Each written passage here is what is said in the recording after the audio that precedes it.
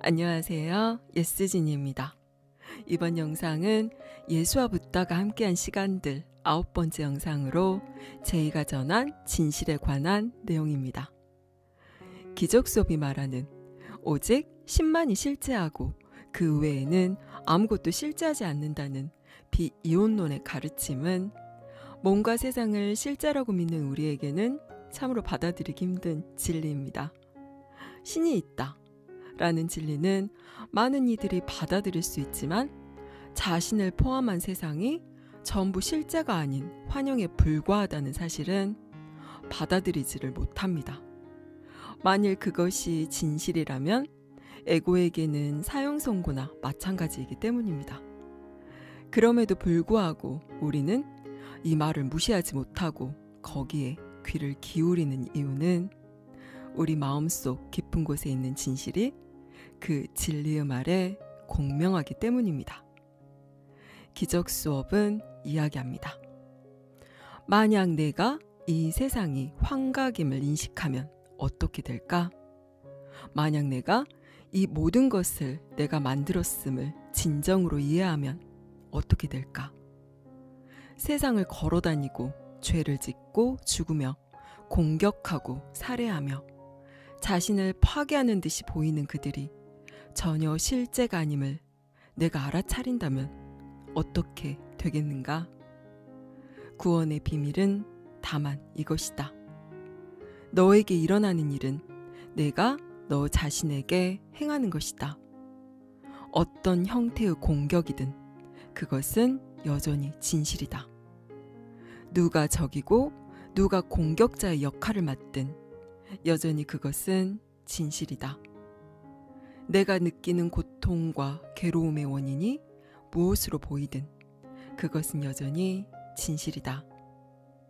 자신이 꿈을 꾸고 있음을 안다면 꿈속의 등장인물에게 전혀 반응하지 않을 것이기 때문이다. 그들이 증오에 불타고 악하더라도 내버려두라. 그것이 너의 꿈임을 인식하기만 하면 그들은 내게 아무 영향을 줄 수 없다. 어떤가요? 이 말에 조금이라도 공명이 되시나요? 그럼 제이가 전한 진실에 대한 책 내용을 좀 더 살펴보겠습니다. 나는 오랜만에 수업에 관련된 다양한 주제로 내 스승들과 대화를 나누고 싶었는데 수업 자체만 놓고서 깊이 토론한 지 몇 년은 된 것 같았다. 그러던 차에 어느 날 오후 그들은 다시 돌아와 있었다. 게리, 하고 싶은 이야기가 너무 많아요. 수업에서 기적은 내가 꿈을 꾸고 있고 꿈의 내용이 진실이 아님을 확인시켜준다고 하잖아요. 그런데 많은 학생들은 이 생각을 끝까지 고수하는 데에 큰 어려움을 겪고 있는 것처럼 보여요. 이를테면 수업에 따르면 절대적인 진실은 신이 있다이고 학생들도 이 진리를 받아들이는 데는 그다지 어려움이 없어 보여요. 그런데 그 외에는 아무것도 없다는 말을 듣는 순간 저항감이 올라오는지 표정이 금세 안 좋아지더라고요. 그러니까 신이 있다라는 진리는 받아들일 수 있지만 세상과 자신들의 삶에 관련된 것들이 무엇 하나도 실제가 아니라는 점은 받아들이지 못하겠나 봐요. 아턴, 맞아요. 수업은 역사상 가장 급진적인 가르침입니다. 이것은 수업을 가르치는 사람들 대부분이 실제로는 수업을 제대로 가르치지 않는 이유이기도 합니다. 설령 수업을 이해했다 하더라도 이것은 매우 드문 경우인데 사람들에게 그들이 현재 존재하지 않고 또 존재한 적도 없었다는 것을 설명하기는 쉬운 일이 아닙니다. 그렇다 하더라도 그들의 삶은 허구입니다. 그들이 진정으로 존재하는 유일한 곳은 오직 신의 품입니다. 그들이 아는 다른 모든 사람들은 말할 것도 없고 그들 자신의 몸과 개체성을 포함해서 물리적 우주도 결코 존재한 적이 없습니다. 물론 그들의 자식들도 환영이지요. 게리, 그렇죠. 그래도 나는 그 이야기로 세미나를 시작하려고는 하지 않아요. 물론 제이가 에고는 허구야, 세상은 환영이야, 알았냐? 이만 꺼져 하면서 사람들을 절망 속에 버려두지 않아요. 이 내용만으로는 사람들을 우울하게만 할 뿐 딱히 큰 도움이 못 되죠. 그럼 수업이 하려는 것이 뭐냐? 수업은 에고의 사고체계를 성령의 사고체계로 아예 대체해버립니다. 사람들은 한평생 신이 세상을 창조한 것이라고 배워왔어요. 하지만 나는 신이 이 세상을 창조하지 않았고 사실 세상과 조금도 관련이 없다는 생각이 하나도 거슬리지 않았어요. 오히려 깊은 안도감을 느꼈지요. 신이 그렇게 끔찍한 일들을 어찌 선량한 사람들에게 일어날 수 있게 하는지 도무지 이해할 수 없었거든요. 나중에 알고 보니 그렇게 한 것은 신이 아니라 바로 우리였지 뭐예요. 분리의 생각을 통해서 다수로 나타나는 듯한 하나의 에고로서 말이죠. 그렇게 투사한 것은 바로 우리였지만 그럼에도 천국은 여전히 완벽해요. 하지만 이 세상은 신성이 빚어낸 아름다운 창조물이라는 생각에 흠뻑 젖어있는 사람들도 여전히 있죠.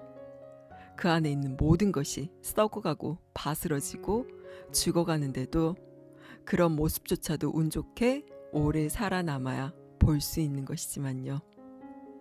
퍼사, 수업은 자기계발 서적이 아니에요. 사람들이 수업을 그런 방식으로 대하려고는 하지만요. 모든 이는 자신의 삶을 개선하고 돈을 많이 벌기를 원합니다.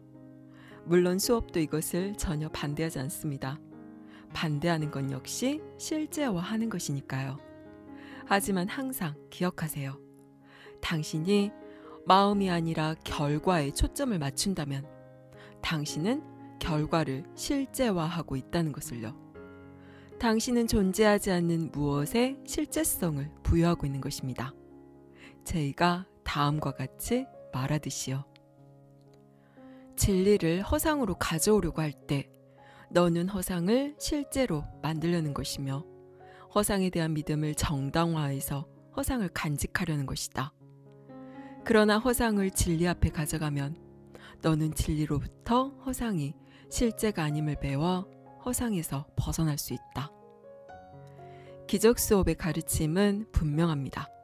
수업에 대해 가능한 해석은 단 하나밖에 없다는 점을 반드시 이해해야 해요. 이것은 아무리 강조해도 지나치지 않습니다. 오직 신만이 존재하고 그 외에는 아무것도 존재하지 않습니다. 세상은 존재하지 않습니다. 성령이 세상에서 활동하기를 바라고 세상을 고쳐주기를 바라는 학생들이 있지요. 하지만 성령은 세상 속이 아니라 마음 속에 있습니다. 수업에 따르면 세상은 결코 존재하지 않습니다. 그렇다면 그들은 성령이 대체 어디서 일하고 있다고 생각하는 것일까요? 게리, 맞아요. 수업은 세상을 고치거나 개체성의 그 어떤 형태라도 그것을 유지하는 것에 관한 수업이 아니에요. 하지만 이미 수업을 공부한다고 하는 대다수의 사람들은 세상을 영적인 것으로 만들므로써 세상을 실제화하는 데 안간힘을 쏟고 있고 자신의 개체성도 거룩한 것으로 만들므로써 개체성을 꽉 붙잡느라 애쓰고 있죠. 게다가 이런 이들은 다른 접근법도 통한다고 말할 가능성이 큰데 이런 방법들은 일시적인 기분만 나아지게 하는 데에 통한다는 걸 이해하지 못해 그래요. 그런 방법들로는 에고를 지우지 못해요. 방해 요소들이 이렇게 겹겹이 있는데 이번에는 달라질 것이라고 어떻게 기대할 수 있겠어요? 저는 기적 수업 덕분에 예전이라면 미처 날뛰고도 남을 상황들을 수월하게 겪었던 것 같아요. 바르셀로나에서 겪었던 일이 좋은 일이라고 할 수 있죠. 스페인 바르셀로나에서 주말 워크숍을 마치고 집으로 돌아올 때 벌어진 일이다. 워크숍을 계획한 담당자는 무슨 사정이 있었는지 은행에서 송금을 하는 대신 미국 달러를 현찰로 주겠다고 고집했다. 전에는 현찰로 비용을 받아본 적이 단 한 번도 없었고 나는 돈을 기내용 가방이 아니라 수화물용 가방에 넣을 정도로 무지했다. LA에 도착해 수암을 찾는 곳에서 가방을 찾아 평소대로 혹시 망가진 물건이 없는지 가방을 열어 검사했다. 그런데 거기에 넣어둔 13,000달러가 몽땅 사라지고 없는 것이 아닌가. 경찰에 연락했지만 이 절도 행위가 바르셀로나의 수암을 인부에 의해 행해진 것으로 추정되고 관할권 밖이라 손쓸 방법이 없다며 수암을용 가방에 현금을 두고 다니지 말라는 무성의한 조언만 했다. 항공사에도 문의를 해봤지만 아무런 도움이 안 되었고 이 상황 자체가 묵직한 용서의 기회로 다가왔다. 보통 나는 바로바로 용서를 하고 나는데 이번 상황에서는 자유로워지는 데에 시간이 좀 걸렸다. 아무도 도와주지 않으려는 사실에 나는 더욱 낙담을 했고 용서거리가 한 무더기로 올라왔다. 하지만 현재 상황이 외관상 어떤 식으로 펼쳐지든지 용서하는 방식은 동일하다. 퍼사, 그 일을 어떻게 용서했는지 들려주실래요? 캐리, 처음에는 심란했죠. 이런 내 상태를 보고 내가 에고와 함께 생각하고 느끼고 있음을 알아차렸고요. 감정이란 내가 언젠가 품었던 생각들의 결과 중 하나예요. 에고는 불쾌한 깜짝 선물을 주기를 좋아하는데 그런 일들은 자신에게 나쁜 영향을 미치기 정말 쉽죠. 그래서 깜짝 선물은 당신의 무의식적 마음에 있는 생각들과 그로 인해 수반되는 감정을 깨워서 의식의 수면으로 끌어올립니다. 무슨 일이라도 당신 마음의 평화를 뒤흔들고 있다면 우리는 감정이 보내는 적신호를 깨어 살펴야 합니다. 에고와 함께 생각하고 있는 자신을 알아차릴 수 있어야 하는 거죠. 그 일을 판단함으로써 실제화하고 있다면 바로 그것이 에고입니다. 에고는 당신을 끌어들이는데 천재입니다. 그러므로 자신이 덫에 걸린 것을 알아차렸다면 자기를 멈춰 세워야 합니다. 에고와 생각하기를 관둬야죠. 그렇게 하기 위해서는 연습과 훈련이 필요합니다. 사실 첫 번째 단계를 성취하는 것이 가장 어려운 단계일 수 있어요. 두 번째 단계는 성령으로 갈아타는 것입니다. 나는 에고와 성령 둘 모두와 동시에 생각할 수는 없어요. 알고 있든 모르고 있든 우리는 언제나 두 개의 보기 안에서만 선택하고 있죠. 그러니 성령을 선택하는 법도 당연히 알아두어야겠죠. 에고 대신 성령을 교사로 삼기로 선택하는 때에 이때를 수업에서는 거룩한 순간이라고 칭하지요. 다시 선택하는 순간이라고 표현하기도 합니다. 그러면 성령은 우리에게 바른 마음의 생각들을 건네줍니다. 성령은 우리에게 그 일이 정말로 일어나고 있는 것이 아니고 단지 네 꿈에 불과하니까 그 일에 영향을 받을 필요가 없다는 것을 일깨워줍니다. 제이는 내가 힘을 주지 않는 한 그 무엇도 너를 다치게 할 수 없다 라고 말하죠. 신에게 속하지 않은 것은 무엇 하나도 내게 영향을 미칠 수 없다면서 그 영향력을 부인하는 것입니다. 그나저나 나는 마음속에서 주로 제이에게 말을 하곤 해요. 하지만 이미 말했듯이 나에게 제이와 성령은 아무런 차이가 없어요. 그들은 서로 경쟁하지 않죠. 누구에게 청하든 당신이 반응하고 있는 그 대상이 존재하지 않는다는 것을 똑같이 당신에게 일깨워 줄 겁니다. 또 그 상황이나 사건이나 사람을 용서할 수 있다는 것도요. 그 일이 정말로 일어났거나 그 사람이 정말로 무슨 짓을 저질렀기 때문이 아니라 실제로는 아무 일도 일어나지 않았고 아무 짓도 하지 않았기 때문에 가능하다는 거죠. 그러므로 사실 아무 일도 일어나지 않았고 실제로 그들은 결백합니다. 이렇게 할 때 우리의 무의식적 마음에도 자신 역시 아무 일도 저지르지 않았고 따라서 결백하다는 메시지가 전해집니다. 이것이 마음이 작동하는 방식이고 당신들은 이 주제도 다룰 거라고 말해줬죠. 여기까지 다다랐다면 이제 우리는 세 번째 단계를 밟을 수 있습니다. 일단 상황을 성령과 함께 보기로 결정하고 나면 이제 책임은 자신이 아니라 성령에게 넘어간 것입니다. 성령이 인계를 받았고 우리는 수업에서 비전이라고 부르는 것을 공유하게 됩니다.